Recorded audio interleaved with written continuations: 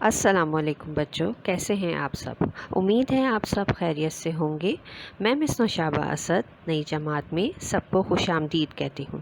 جیسا کہ آپ سب جانتے ہیں کہ ہمارے اسکول میں آن لائن کلاسز کا سلسلہ چل نکلا ہے۔ اسی سلسلے میں جماعت ہفتوں میں اردو کا یہ پہلا لیکچر ہے۔ نصاب برائے میقات اول، نظم حمد، قصہ یوسف، تحریک پاکستان میں خواتین کا کردار، قومی پرچم کے آداب۔ پیارے بچوں، لیکچر سے پہلے میں آپ کو کچھ ضروری ہدایات دینا چاہتی ہوں۔ ان ہدایات پر آپ سب نے لازمی عمل کرنا ہے۔ نمبر 1، سبق کی وضاحت کو بغور سنیے۔ نمبر 2، سبق کی کم از کم 2 مرتبہ بلند خوانی کیجیے۔ نمبر 3، سبق میں موجود مشکل الفاظ کو خط کشیدہ کیجیے۔ نمبر 4، فل اسکیپ شیٹ کے 6 صفحات پر مشتمل 2 کتابچے بنائیے۔ ایک میں اردو ادب اور دوسرے میں قواعد کا کام کیجیے۔ نمبر 5، تمام صفحات پر اصلاح کا حاشیہ کھینچ لیجیے۔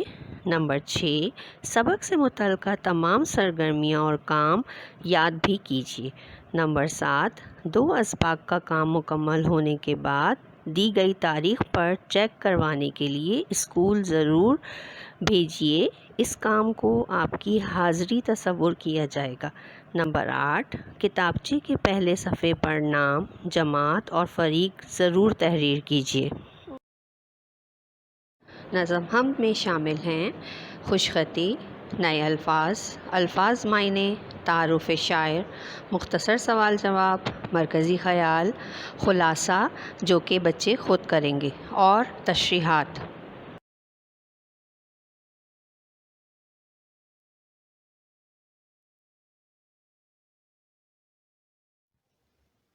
ہماری درسی کتاب کی نظم حمد کے شاعر اکبر الہ آبادی ہیں۔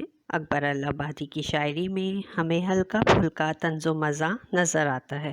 اس نظم میں شاعر اللہ کی تعریف و توصیف بیان کرتے ہوئے کہتے ہیں کہ ایک وہی ذات ہے جس نے اس پوری کائنات کو بنایا ہے۔ ہر چیز اللہ کے حکم کے تابع ہے۔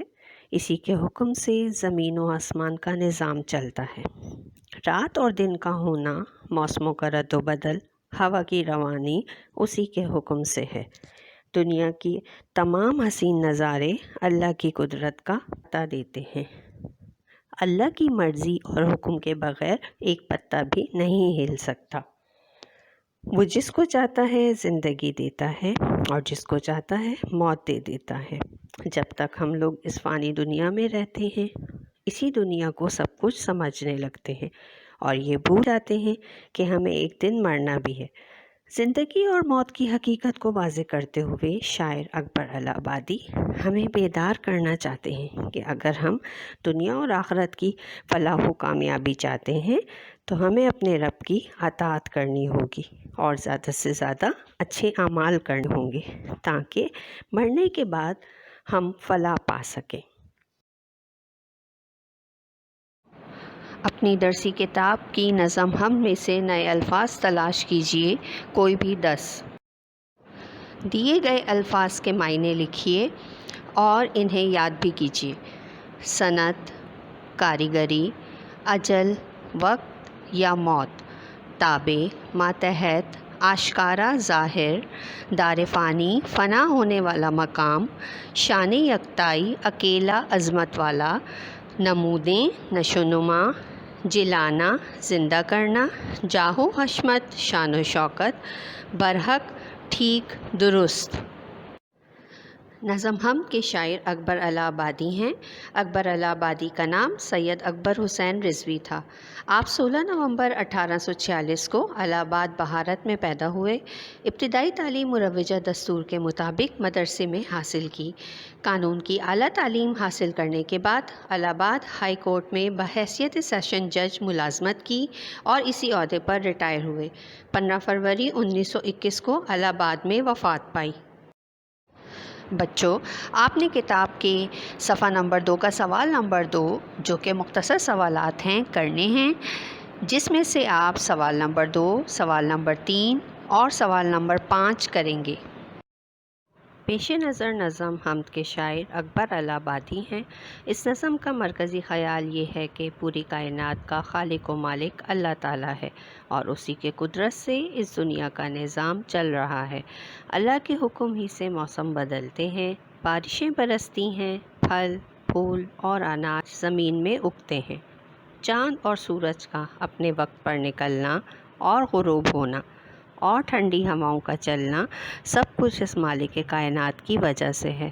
کتنے ہی بادشاہ آئے اور چلے گئے مگر اللہ کی ذات ہمیشہ رہنے والی ہے۔ ہمیں اپنے دل میں اللہ تعالیٰ کا خوف رکھنا چاہیے اور برے اعمال سے پرہیز کرنا چاہیے۔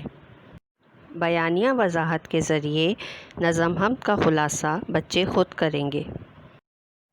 شعر نمبر 1 کی تشریح بما حوالہ کیجیے۔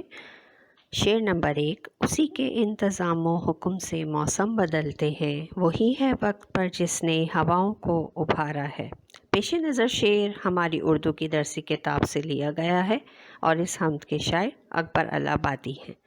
اس شعر میں شاعر اللہ کی بنائی ہوئی کائنات کے بارے میں بتاتے ہوئے کہہ رہے ہیں کہ اللہ کے انتظامات اتنے مکمل ہیں کہ موسم اپنے وقت پر اللہ کے حکم سے بدلتے ہیں اور اللہ تعالیٰ ہی نے دن اور رات کو اپنے اپنے وقت پر ابھارا ہے۔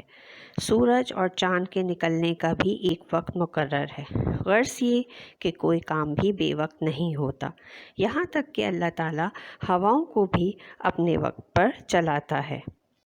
مندرجہ ذیل شعر کی تشریح بما حوالہ کیجیے۔ شعر نمبر 2: اگر اعمال اچھے ہیں تو پاؤ گے بڑے درجے، سمجھ لو امتحاں اس دار فانی میں تمہارا ہے۔ درج ذیل الفاظ کے معیاری جملے بنائیے: روشن، بر و بحر، دلکش، غافل، تابع۔ آج ہم نے پڑھا نئے الفاظ معنی، تعارف شاعر، مختصر سوال جواب، مرکزی خیال، خلاصہ، تشریحات اور الفاظ جملے۔